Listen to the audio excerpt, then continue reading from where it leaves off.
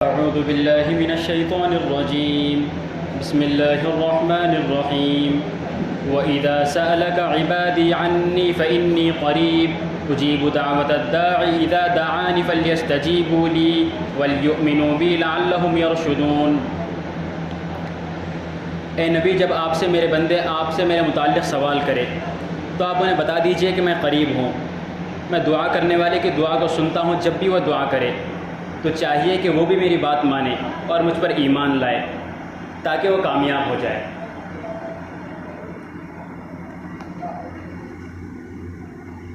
आज की हमारी गुफ्तगू का उन्वान है दुआ, और ये जो आयत तिलावत की गई है इसके अंदर भी दुआ ही का बयान है।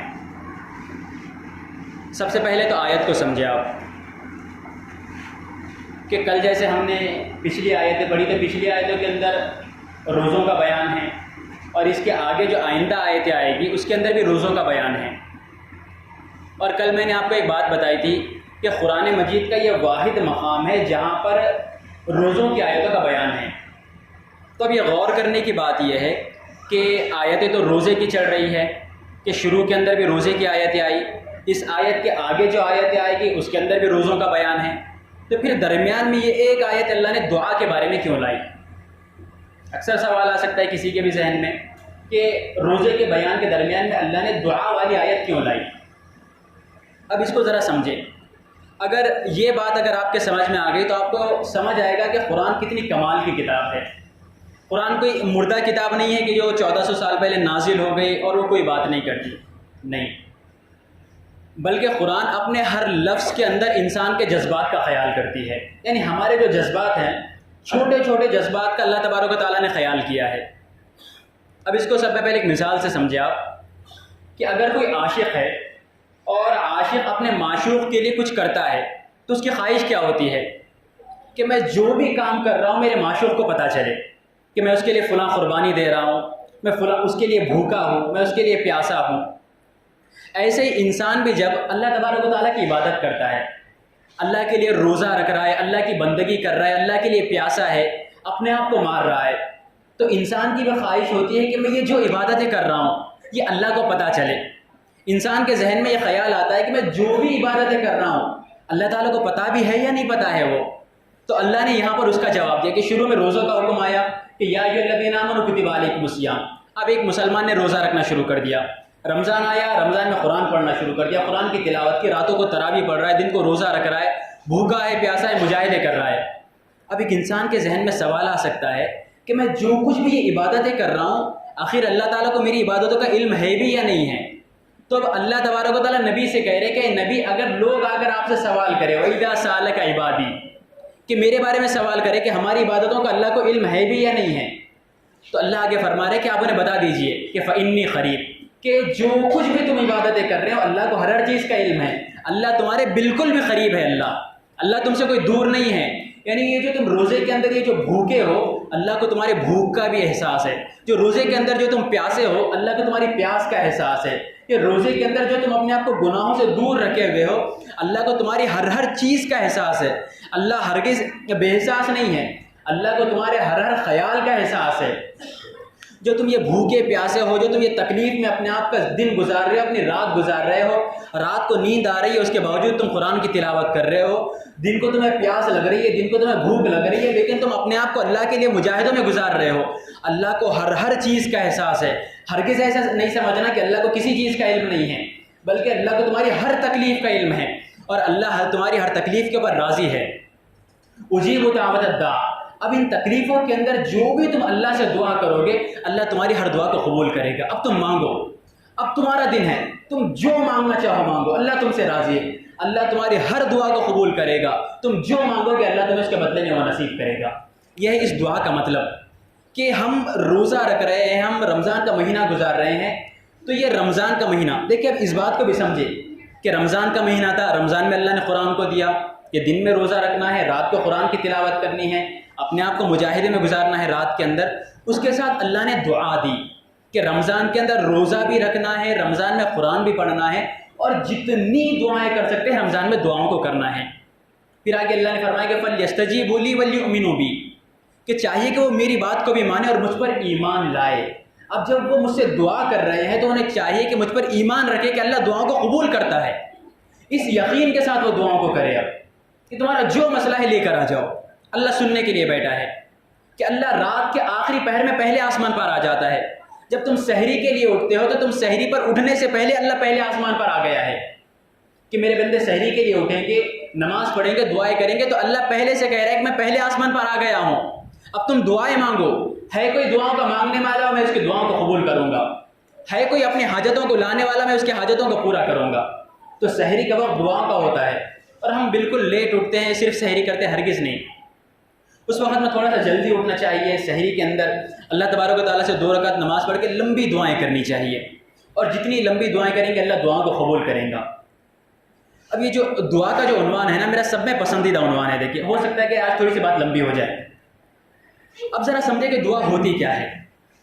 हमने दुआओं को ना एक रस्मी सा बना दिया है कि दुआएं क्या है कि अल्लाह मग़फ़िरत कर दे, अल्लाह रिज़्क़ में बरकत दे दे, अल्लाह औलाद को नेक बना दे। ये भी दुआएं हैं, लेकिन दुआओं को समझे कि दुआ आखिर है क्या। दुआ मोमिन का हथियार है, दुआ मोमिन का सहारा है, दुआ अल्लाह और बंदे के दरमियान में ताल्लुक़ का ज़रिया है। दुनिया में अगर कोई हमारा आखिरी सहारा है तो वो दुआ है। दुआ अल्लाह से मोहब्बत का इजहार है। दुआ अपने परेशानियों, अपने गमों को अल्लाह के सामने रखने का नाम है। हमारे दिलों की वो बातें जो हम किसी के साथ बयान नहीं कर सकते, उन बातों को अल्लाह के साथ बताने का नाम दुआ है। यानी हम सारा दिन थक हार जाते हैं, हमारे पास कोई सुनने वाला नहीं होता। हम आखिर में जब जाकर थक हार के अल्लाह के सामने जाकर बैठते हैं और अल्लाह को अपने दुखड़े सुनाते हैं। वो दुखड़े सुनाने का नाम दुआ है। दिल से अल्लाह से बात करने का नाम दुआ है। तो अपनी ज़िंदगी में ना दुआ को ऐड करना है और दुआ को रस्मी वाली दुआ नहीं करनी। दुआ में बड़ी ताकत होती है। दुआ में ताकत होती है, दुआ नसीबों को बदल सकती है, दुआ मुक़द्दरात को बदल देती है। दुआ में उतनी ताकत होती है, लेकिन हमें दुआ मांगने का सलीक़ा ही नहीं है। बात यह है कि हमें पता ही नहीं कि दुआ मांगनी कैसी है। और जब हम अपनी पूरी ज़ात के साथ, अपनी पूरी तवज्जो के साथ अल्लाह से जब दुआ मांगते हैं, अल्लाह उन दुआओं को कबूल भी करते हैं। और दुआ का मामला ऐसा है कि अल्लाह ने कहा है कि उदऊनी अस्तजिब लकुम, तुम मुझसे दुआएं मांगो, मैं तुम्हारी दुआओं को कबूल करूँगा। और अल्लाह दुआएं मांगने पर खुश होते हैं। अगर किसी दुनिया वाले के पास चले जाए और वो दुआएं मांगे, बार बार मांगे, तो नाराज़ हो जाता है। लेकिन अल्लाह कहते हैं कि तुम मुझसे मांगो, तुम्हारा मुझसे ताल्लुक़ ही मांगने वाला है, तुम मेरे सामने मंगते बन के रहो। बस मांगो, 24 घंटे मुझसे मांगते रहो, जो मांगना है मांगो, जो मुंह को आया, जो दिल को आया मांगो, बस मुझसे मैं दूंगा। लेकिन फिर आगे अल्लाह ने फरमाया, इन्नल लज़ीना यस्तकबिरूना अन इबादती सयदखुलूना जहन्नम दाखिरीन। लेकिन वो जो मेरी इबादत से एराज़ करते हैं, यानी यहाँ पर इबादत दुआ के माना में, दुआ हुवल इबादा, दुआ वही इबादत है। जो दुआ नहीं मांगते उसके बारे में अल्लाह फरमा रहे कि वो जो तकब्बुर कर रहे हैं, मैं उनसे नाराज़ हूँ, मैं उन्हें सज़ा दूंगा। फिर ये कैसा मालिक है कि एक तरफ बोल रहा है कि दुआएं मांगो और दुआ ना मांगने के ऊपर नाराज़ हो रहा है। तो अल्लाह से दुआएं मांगनी चाहिए और जमकर दुआएं मांगनी चाहिए अल्लाह से। और यकीन करें कि हमारा दुआएं मांगने का मिजाज ख़त्म हो गया है। अगर हम 24 घंटे की ज़िंदगी को देखें, हम नमाज़ पढ़ते हैं, ठीक ठाक सी नमाज़ पढ़ ली, लेकिन अगर उसके अंदर से दुआ निकाले तो दुआ कितनी देर की निकलती है हमारी कि नमाज हुई, दुआ ख़त्म। 1 मिनट की भी 24 घंटे में दुआ नहीं है। और दुआ ही वो वक्त होती है जहाँ पर बंदा खुलकर अल्लाह के सामने अपने एहसास का इजहार करता है, अपने ताल्लुक़ का इजहार करता है। तो दुआएं खूब मांगनी चाहिए और अल्लाह ना दुआओं को कबूल करते हैं। यकीनन अल्लाह दुआओं को कबूल करते हैं। जब अल्लाह ये बात बोल रहा है कि तुम दुआ मांगो, मैं तुम्हारी दुआ को कबूल करूँगा, यकीनन अल्लाह दुआओं को कबूल करते हैं। हमें लगता है ऐसे कि हमारी दुआएं कबूल नहीं हो रही है, लेकिन जो दुआ कबूल नहीं हुई वो भी कबूल होती है। कि अल्लाह के रसूल ने फरमाया कि क़यामत में एक शख्स आएगा, बड़ा गुनहगार। अब वो जब आएगा, बड़ा नाउम्मीद होगा कि मैं तो सारी ज़िंदगी गुनाह करके आया हूँ, मेरा तो ठिकाना जहन्नम है। अब वो हिसाब के लिए जब मैदान में आएगा तो वहाँ पर देखेगा तो नेकियों के बड़े बड़े पहाड़ खड़े हैं। अब वो परेशान होगा कि अल्लाह मियाँ ये कैसे मजाक कर रहे हैं आप मेरे साथ, मैं तो सारी ज़िंदगी गुनाह करके आया हूँ और आप ये मेरे साथ क्या मजाक है ये कि नेकियों के पहाड़ मेरे। अल्लाह कहेंगे नहीं, जो तू दुनिया में जो तू मुझसे दुआएं मांगता था और जो तेरी दुआएं दुनिया में कबूल नहीं होती थी, ये दुआ वो तेरे नेकियों के बदले में है। उन दुआओं के बदले में ये तेरे नेकियों के पहाड़ है। तो बंदा वहां पर कहेगा अल्लाह काश तो दुनिया में मेरी एक भी दुआ कबूल ना करता फिर। तो हदीस में आता है कि दुआ ना 3 तरह की होती है। जरा इसको समझे आप कि दुआ 3 तरह की होती है। एक तो बंदा फलां चीज़ मांग ले और उसके बदले में बंदे को वही चीज़ मिल जाए, ये तो फौरी तौर पे दुआ कबूल हो गई। और अक्सर हमारे साथ भी ऐसे होता है कि हम कोई चीज़ मांगते हैं और हमें वो चीज़ मिल भी जाती है। एक दुआ, दूसरी दुआ की किस्म यह है कि बंदा अल्लाह से एक चीज़ मांगता है और अल्लाह उससे बेहतर उसको नसीब करते हैं। बंदे ने अल्लाह से साइकिल मांगी, अल्लाह उसके बदले में उसको गाड़ी दे देते हैं। यानी बंदे के हक़ में जो बेहतर होता है अल्लाह ताला उसको वो देते हैं। और ये कोई ज़्यादती नहीं है। इसको मिसाल से समझे आप, एक बच्चा है, एक बच्चा आकर क्या करता है, अपने वालिद से कहता है कि मुझे बाइक चाहिए, लेकिन वालिद को पता है कि अगर इसे बाइक दिला दूंगा तो ये क्या हो जाएगा, एक्सीडेंट कर लेगा, अपना नुकसान करेगा। तो वालिद क्या करते हैं, उसको बाइक नहीं दिलाकर क्या दिलाते हैं, साइकिल दिलाते हैं वहाँ पर। तो साइकिल वहाँ पे उसके हक़ में बेहतर दी है, साइकिल जुल्म है उसके ऊपर। अल्लाह भी वही करते हैं कि हमारे हक़ में जो बेहतर होता है हमें वो देते। हमें समझ नहीं आती है वहाँ पर बात, लेकिन वही चीज़ हमारे हक़ में बेहतर होती है। हमें लगता है कि हमारी दुआ कबूल नहीं हो रही है, लेकिन अल्लाह ने उससे बेहतर हमें दिया है। और दुआओं की तीसरी किस्म वो होती है कि अल्लाह ताला क़यामत में उसके बदले में नेकियां हमें देते हैं। और यकीनन अल्लाह दुआओं को सुनते हैं। और अल्लाह, जब हम अल्लाह से दुआएं करते हैं तो अल्लाह ऐसे रास्ते बनाते हैं कि हमें पता भी नहीं चलता कि ये कहाँ से कैसे आ गया। एक डॉक्टर साहब थे, उन्होंने खुद अपना वाक़या बयान किया है कि किताबों में वाक़या लिखा है कि वो बड़े माहिर, तो उन्हें एक मुल्क से कॉल आता है कि आपको यहाँ पर आना है, यहाँ पर कॉन्फ्रेंस है, यहाँ पर आकर आपको फलां लेक्चर देने हैं। वो निकल जाते हैं।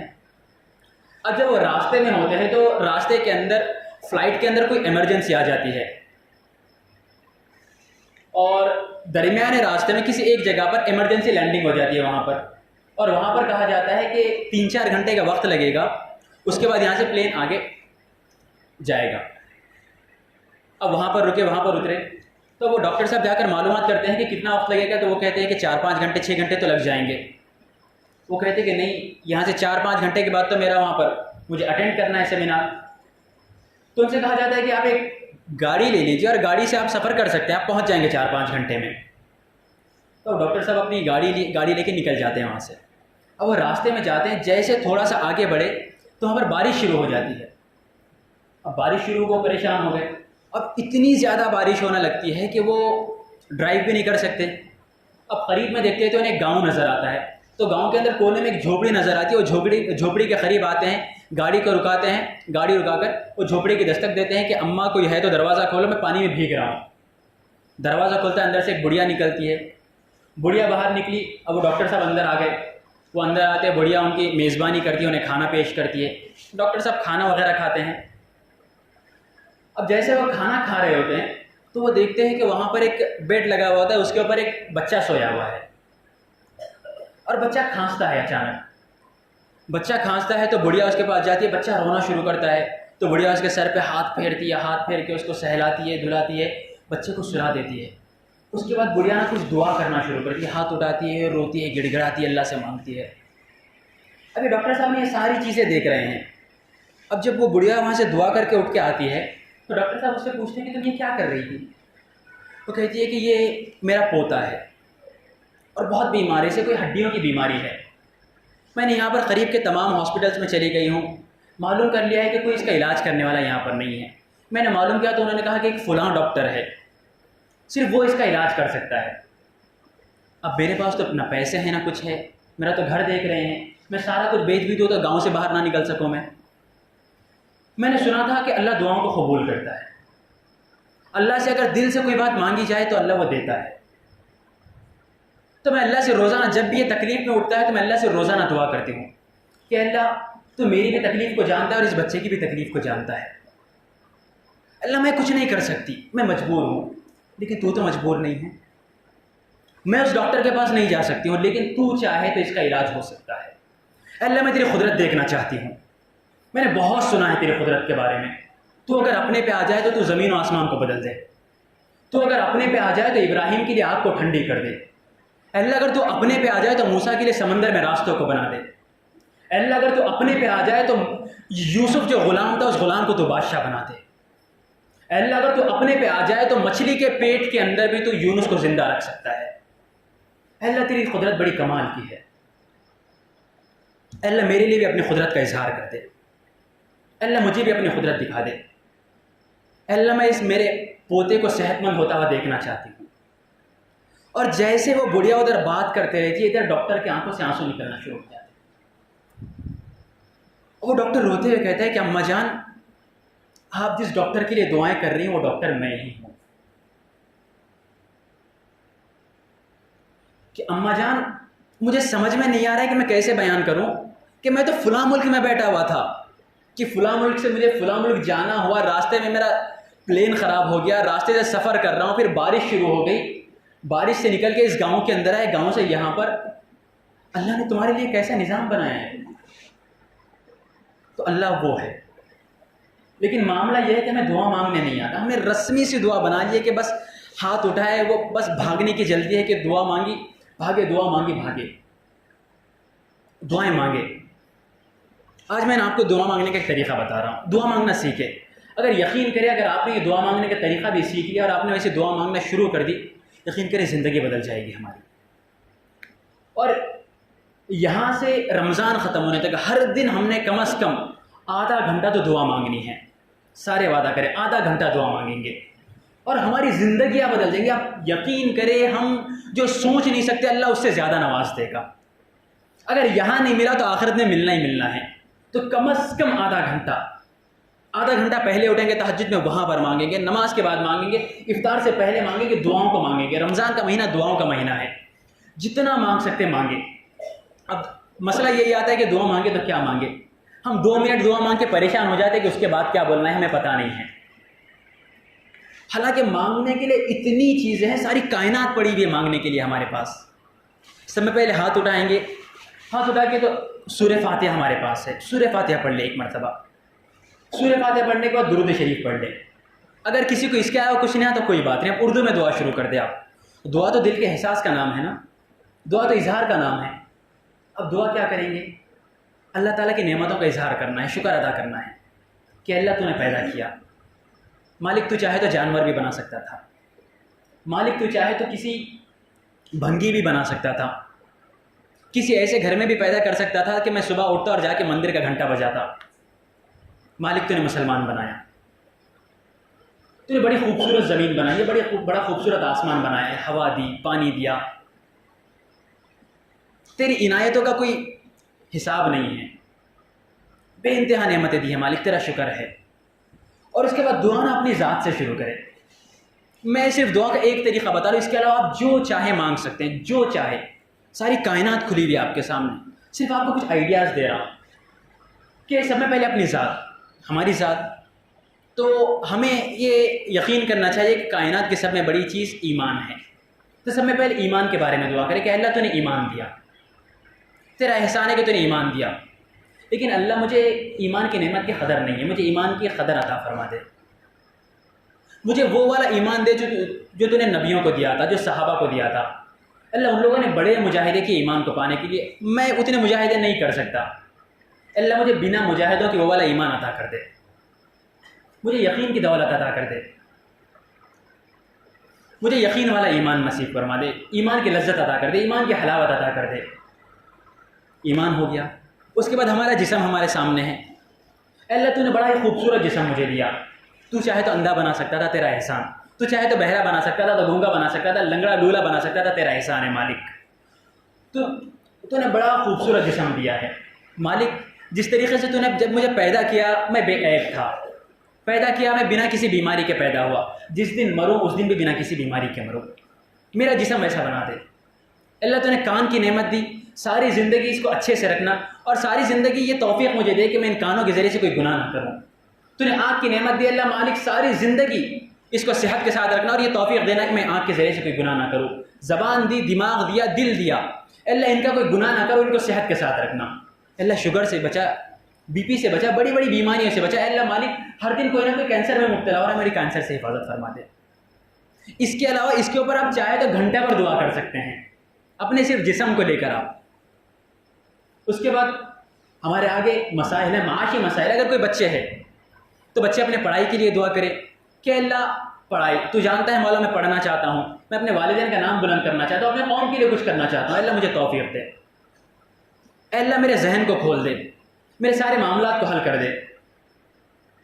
वालिदैन है, बड़े हैं, तो अपने बच्चों के लिए दुआ करें कि हम सब कुछ करते हैं, बच्चों के लिए कभी दुआ नहीं करते। बच्चों के लिए दुआएं करें। बच्चों को बद्दुआएं तो दे देते हैं लेकिन दुआएं नहीं देते हम, तो बच्चों को दुआएं दे, जितनी दुआएं दे सकते हैं दुआएं दे, बच्चों के लिए करें, उनके मुस्तकबिल के लिए दुआएं करें, जो दुआ कर सकते। अल्लाह मेरे मसाइल को तू जानता है मौला, सुबह से शाम तक मेहनत कर रहा हूँ लेकिन फिर भी घर नहीं चलता। अल्लाह के सामने अपना दुखड़ा रखे, जो किसी को नहीं बता सकते वो अल्लाह को बताए, हर चीज़ अल्लाह के सामने खुल के इजहार करे। उसके बाद फिर आखिरत के लिए दुआ करें, आखिरत के लिए दुआ करेंगे। उसके बाद फिर अपने वालिदैन के लिए दुआ करें, जो जितनी दुआएं आपने अपने लिए मांगी वही तमाम दुआएं अपने वालिदैन के लिए मांगे। वालिदैन के लिए दुआएं मांगने के बाद फिर सारी उम्मत मुस्लिमा के लिए दुआएं मांगे। इस तरीके से दुआ मांगेंगे तो घंटा भर दुआ करेंगे, घंटा खत्म हो जाएगा लेकिन दुआएं खत्म नहीं होंगी। और आखिर में आपको कुछ दुआएं बता रहा हूँ, इन दुआओं को अपनी ज़िंदगी में लाजिम कर ले, अब ज़िंदगी बदल जाएगी। एक दुआ कि हस्बुनल्लाहु व निअमल वकील, इस दुआ को पढ़ना शुरू कर दे, जब जैसा मौका मिले इस दुआ को पढ़े। हस्बुनल्लाहु व निअमल वकील, अल्लाह तू मेरे लिए काफ़ी हो जा। इसका मतलब होता है कि अल्लाह तू मेरे लिए काफ़ी हो जा, अल्लाह मेरी दुनिया को भी संवार दे, मेरी आखिरत को भी संवार दे, और अल्लाह तू राज़ी हो जा। अल्लाह कभी अपने से दूर ना करना, अल्लाह कभी अपने से दूर ना करना। अल्लाह मुझे तौफीक दे कि मैं अपने नसीब से राज़ी हो जाऊँ। हमारा मसला वही है कि अपने नसीब से राज़ी नहीं है, कि अल्लाह मुझे तौफीक दे कि अपने नसीब से राज़ी हो जाऊँ। अल्लाह दुआ मांगने नहीं आता, दुआ मांगना सिखा दे। अल्लाह मैंने जो भी दुआएं मांगी आफियत के साथ वो मुझे अता कर। अल्लाह मुझे अपने कुदरत का मजहर बना दे, ये बड़ी अहम दुआ बता रहा हूँ। अल्लाह मुझे अपने कुदरत का मजहर बना दे। यानी कुदरत के मजहर का मतलब ये होता है कि अल्लाह तू मुझे इतना अता कर, इतना अता कर, दीन दुनिया दोनों एतबार से इतना अता कर कि लोग मुझे देखे तो बोले कि इसको तो अल्लाह ने ही नवाजा है सिर्फ। अल्लाह मुझे इतना अता कर कि दीन भी दे, दुनिया भी दे, इतना दे कि लोग मुझे देख के बोले कि इसे तो अल्लाह ने ही नवाजा, ये तो लायक ही नहीं था कुछ भी, इसे तो अल्लाह ने नवाजा है बस। अल्लाह नवाजने पे तो ऐसे ऐसों को अल्लाह नवाज देता है। अल्लाह मुझे वैसी मिसाल बना दे, दुनिया के लिए दुआ वाली मिसाल बना दे, दुआ वाले बन जाए, बस दुआ वाले बन जाए कि जितना दुआएं मांग सकते हैं दुआएं मांगे।